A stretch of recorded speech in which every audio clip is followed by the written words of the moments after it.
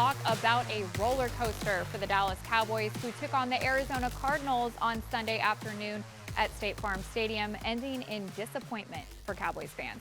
You're watching Cowboys Flashback. I'm Savannah Humeler, giving you the details of how it went down in the desert. The Cowboys were looking to go 3-0 in Week 3, but lost to the Cardinals 28-16, making this their first loss of the season. The Cowboys entered Sunday's game with the biggest point differential in the NFL, but gave up 9 points in the first quarter, eventually snowballing into a bigger deficit as the game went on. Arizona's offense seemed to have the upper hand, finishing the first half with 94 passing yards and 182 rushing yards, whereas Dallas had 84 passing yards and only 69 rushing yards. 10 penalties in the first half for 72 yards, which is the most and a half by an NFC team in 11 years. Cowboys had a total of 6 penalties against the Jets and 5 against the Giants. Cowboys ended the game with 13 total in 107 yards total. Kicker Brandon Aubrey held it down for Dallas, who was 3 for 3 in field goals after Dallas struggled in the red zone. Aubrey is 10 for 10 this season, making him the first rookie kicker to make his first 10 career field goals. In the second half, Cowboys controlled the ball with 44 plays and nearly 20 minutes of playtime, but could not get the job done. Just when we thought Cowboys were coming back, Dak threw his first pick of the season in the fourth quarter to Cardinals' Kaiser White in the Dallas end zone. Cardinals quarterback Josh Dobbs had a clean game against the Dallas defense with 0 turnovers and only 2 times sacked. Josh had a total of 189 passing yards. Dak Prescott finished the game with 249 yards and 1 touchdown. Sunday's game makes this the Cowboys' 7th loss of their last 8 games against the Cardinals since 2008. Prescott was frustrated with his performance during the game. Patrick Wolf, DallasCowboys.com. Can you walk us through the final Cowboys drive and what you saw when you didn't see as far as how that went? We just didn't score. Simple as that. Took a shot at the end zone. I got to get that throw out there in front of MG. Thought we got the call. Obviously, the refs got together, didn't give it to us, and then just from there, I got to make that third down throw. I got to make the throw some way, put it over him, maybe just scramble, not go there with it, but felt like we needed a play there, try to put it past the backers there. He made a great catch. Quick follow-up on that penalty. Talk a little bit about the challenge of having to try to overcome as many penalties as was thrown against you guys, especially on the road. Yeah, it was tough. As you just put it, the penalties plus being on the road is never easy. Dug ourselves into some holes on some different drives. We're able to overcome some of them. But even when you're able to overcome them, I think that's just you're making it harder on yourself and you're taking yourself out of that rhythm. And it was tough. And obviously we couldn't overcome it and didn't come away with what we wanted to. Yeah. Nick Harris, DallasCowboys.com. What's kind of your perspective on the red zone struggles as far as getting into the end zone? Yeah, we've got to do better. Just as a team, as a unit, myself, got to make some throws, maybe use my feet more. Obviously, that's an area that we haven't been good in these last 2 weeks. And even with the win last week, that was the sore spot in the win. And obviously, look at this loss. Moved the ball up and down the field and just couldn't score. And so that's your reason for this loss. And so we've all got to get back to the drawing board. Starts with me and making some throws and making some plays, as I said, with my feet, and I'm trying to get it done. On the final interception, what happened there? What did you see and what was supposed to happen there, obviously? Yeah, Cook says boom, boom, getting back behind the backer. Backer did a good job of playing it, tried to look him away, and then just put it by his ear. I knew it was going to be a tough throw. At that moment, tried to make the throw. Obviously, the backer made a great play. Just tried to put it behind his ear, not thinking I had enough space to just get it up and down in the back. But, I got to live with that. Michael Gelkin, Dallas Morning News. Mike mentioned that once you guys knew what the situation was on the O-line, that there were some late-night changes, morning changes to things. He thought you handled it really well. How much changed? What was different from the original plan? Yeah, just adding a few more quick games, getting the ball out of my hands, some movements, just trying, obviously, to protect those guys as well. You know what I mean? Not put them in a situation where we're just dropping back over and over. But, and that's just benefits to our playmakers as well, just trying to get the ball in their hands. And how did you feel those 3 guys, 2 of them making their first NFL starts? Yeah, they fought their ass off. I thought they did a great job. Gave me enough time, allowed us to, as I said, move the ball up and down the field, and We didn't convert in the red zone. That's the story of this game, period. When we come back on Cowboys Flashback, the run game was a positive for the Dallas offense. A look at the big runs from Tony Pollard. Dallas Cowboys Flashback, powered by Reliant, is brought to you by AT&T, official sponsor of the Dallas Cowboys, and by Reliant, official energy provider of the Dallas Cowboys.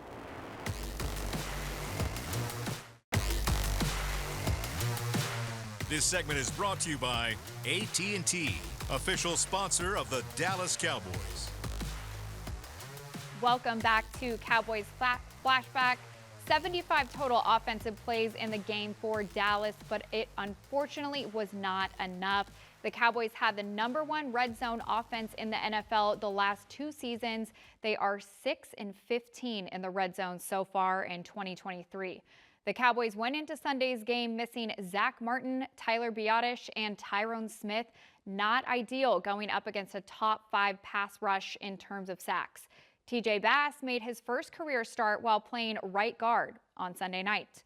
Plus, Rico Dowdle had a big passing touchdown for Dallas in the second quarter. He finished the game with 4 carries and 21 yards, but running back Tony Pollard brought the momentum with a total of 23 carries and 122 rushing yards. Here's some of his highlights from Sunday. It's Pollard on first down, and Tony Pollard surges through there for 8 quick ones. Prescott a change at the line to this. Another Pollard run. Pollard a nice move and a first down inside the 10. It's a run to Pollard, who's got some room. And Pollard with a nice first down carry. From the Arizona 42, it is Pollard again with a head of steam. He hops through. He stays on his feet, and Pollard's down the sideline. All the way inside the 15. They mark him at the 10. Also a decent game for Michael Gallup, who ended up with 92 yards and 6 receptions. Jake Ferguson had a career high of 5 catches for 48 yards. Overall, Dallas ended Sunday's game with 416 total yards, and the Cardinals finished with 400. Mike McCarthy had this to say after the game. Red zone struggles continue. Just keep talking about you didn't go for the field goal late in the third quarter, and just what's the problem with red zone? Yeah, definitely. I mean, we're not executing obviously the way we like to. I got to do a better job. Obviously, that starts with me. You know, they were playing us really, high in coverage. So that's why we were committing to the run, which I felt. We a lot of times we had to go the length of the field. We backed off in some sharp plays and everything, but yeah, we need to do a better job in the red zone. What happened on the final interception? Say again? The final interception. I mean, I can't give you clarity on what I'd see. I mean, it was the coverage. You're trying to get a one-on-one in the back of the end zone there, trying to isolate the Mike. Mike Todd Archer with ESPN. The run defense, you said teams are always going to test you. Was today a case of? Yeah, definitely. I mean, I think it was clear from the start that they were going to test the middle of our run defense. So, yeah, I mean, it's something we gotta be better at, and we know that's going to be the challenge. It was better the first 2 weeks. Obviously, it was part of that score of game, and teams couldn't run it. Yeah, I mean, hey, that's the challenge of this league. Every game is so unique, and to the specific matchups and so forth. This has been a rough week on a lot of fronts. I think the amount of adversity you go through your preparation process, and we didn't have enough today. We needed the discipline and the penalties.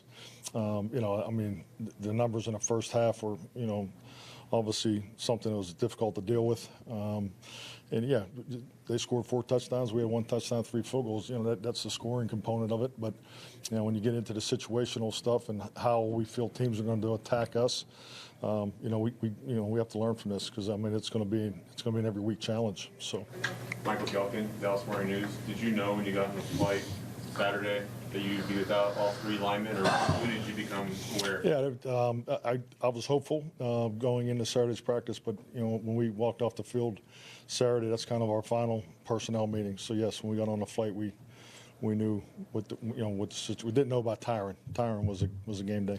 What had to change once you know that you're without 3? Well, it changes. I mean, it changes a lot of things. But you know, I'm proud of our young linemen. You know, I tell you, I mean, they not only they stepped up and played today, but they did it on very little, you know, reps, you know, throughout the week. So I mean, it wasn't, you know, that's a challenge that everybody has. You know, when you have injuries on Sunday, it's a you know, you got a full week of prep to go into it. When you have things that are not cleared till the end of the week, it's a challenge on the guys that have to step in there. And I thought all three of those guys did a nice job. When we return on Cowboys Flashback, a loss on the defensive side of the ball, and I'm not just talking about Sunday's game. Coming up next. This segment was brought to you by AT&T, official sponsor of the Dallas Cowboys.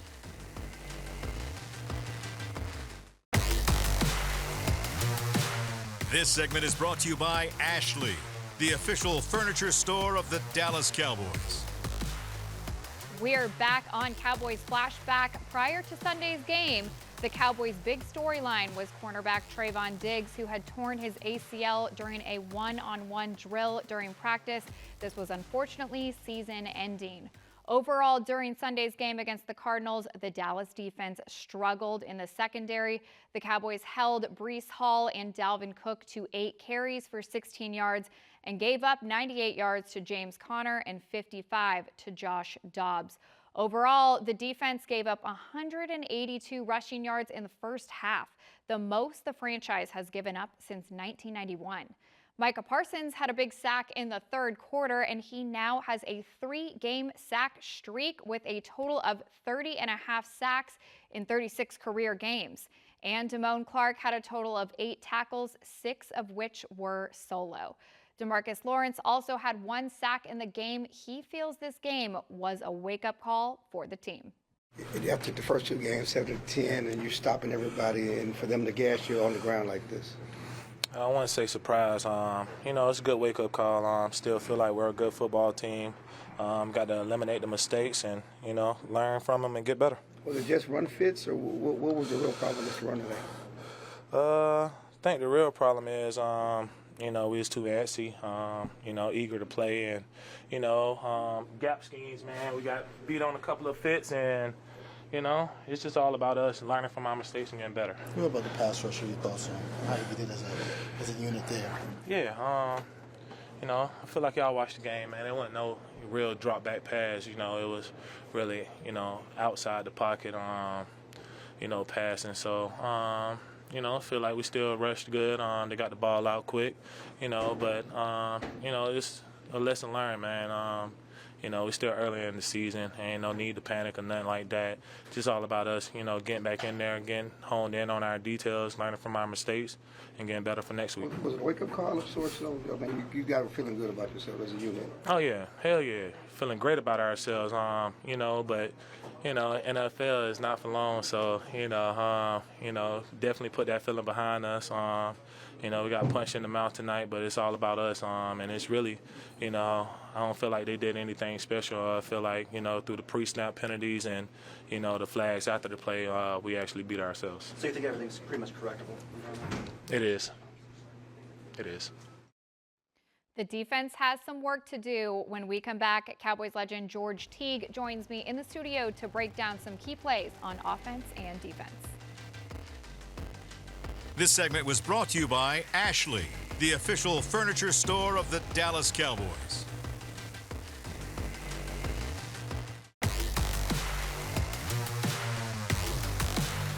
Welcome back to Cowboys Flashback. In studio with me is Cowboys legend George Teague. George, in your 10 career games against the Cardinals, you had 3 solo sacks and 2 interceptions. Take me back to those times. Oh, man. Well, those are good times because as a defensive back, we always talk about trying to get interceptions, but when you can get sacks, get the quarterback on the ground, man, I wasn't a Lion back then, but I wish I was because those are always fun times. Well, obviously, playing Arizona last night, we didn't exactly have the outcome we wanted, but we do have some key plays we're going over. What do you have in store for us? Yeah, I think there's a lot of good things to be able to talk about in this game, although it didn't turn out the way that we wanted. But I want to talk about some identity things, some great play calling that also happened during the game. And the first one I want to talk about is a screenplay that we ran early because we had already given up a couple sacks. And one way that you can slow down the rush is by running screenplay. So when you look at this particular play right here, you get to see where our running back sneaks up in here and sets outside like that, right? I think that's going to be awesome. The other piece that you get to see is the deep sets by the tackles to draw the defensive lineman up towards the quarterback. So as you see this develop, you get to see Rico Dowdle sneak out. And then, man, look at big number 66 out here leading the charge. TJ Bass with a great block to help get him into the end zone. And that was Rico Dowdle's touchdown last night, super key for the game. Next, we have a defensive play, correct? Yeah, we do. It's always very tough when you're playing man-to-man. This is a coverage that we call cover one, behind the 5-man pressure. Sometimes you send 6, sometimes you send 7. This time we're only sending 5, right? So all of these guys are going to be getting up the field, getting a rush, all 5 of them, right? So that then leaves my man right here, an outside technique on him, right? So it makes it very hard to be able to do this because as you see this play develop, he's in an outside technique. He's having to chase him.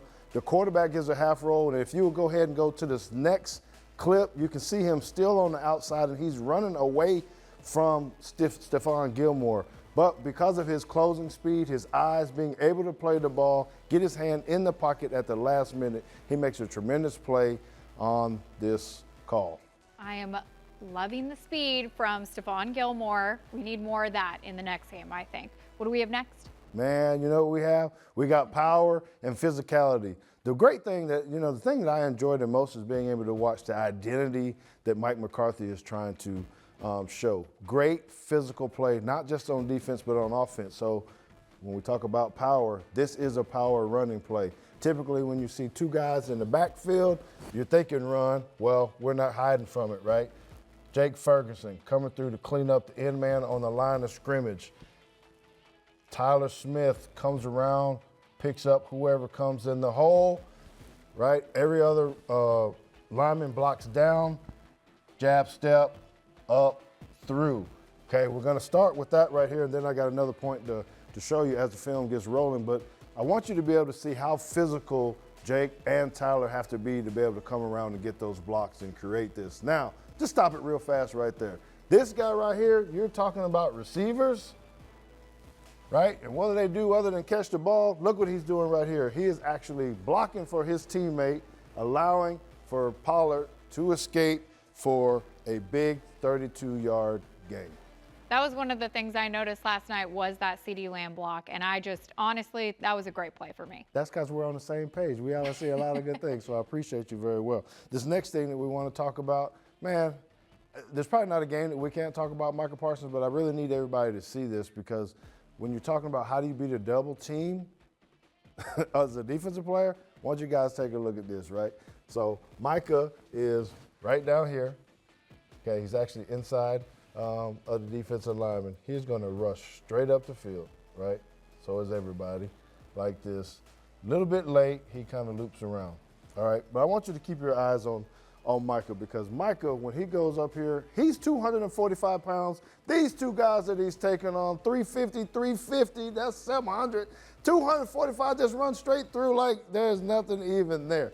And then he gets up, man, if I had more room in the studio, I'd give you a big line crawl right now, but I'm kind of limited on that, so I'm not going to do that. But that is just absolutely amazing effort that he uses his speed, a rip, and just to demolish those 2 guys. The Lion, we love to see it. Lots more to come from Micah Parsons, I am sure, this season. Yes. George, thank you so much for joining me. When we come back on Cowboys Flashback, Cowboys take on the Patriots at AT&T Stadium.